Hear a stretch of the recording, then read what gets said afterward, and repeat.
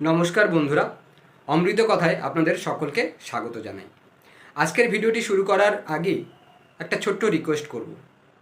আমার এই ভিডিওগুলি আপনারা বন্ধুদের মধ্যে বেশি বেশি করে শেয়ার করবেন, যাতে আমার মাধ্যম দিয়ে বলা ঠাকুরের এই বাণীগুলি কারোর জীবনে যদি কোনো উন্নতি ঘটাতে পারে, তাহলে আমি নিজেকে ধন্য মনে করব। তাহলে আজকের ভিডিওটা শুরু করা যাক। কামক্রোধাদি রিপুগণকে কিভাবে দমন করা যায় সেই বিষয়ক আজকের বাণীটি। ঠাকুর বলছেন, কামক্রোধাদি রিপুগণকে দমন করিবার প্রয়াসে বিব্রত হইয়া উঠিও না। ওই বিব্রত ভাব উহাদেরকে প্রতিষ্ঠাই করে। বরং উদ্দীপ্ত রিপুকে এমন কোনো চিত্তাকর্ষক বিষয় বা ভাবে নিয়োজিত হইয়া নিরস্ত করো, যেন উহার প্রশ্নই তোমাতে কমই মাথা তোলা দেয়। দেখিও রিপুকে আয়ত্ত করা কত সহজ।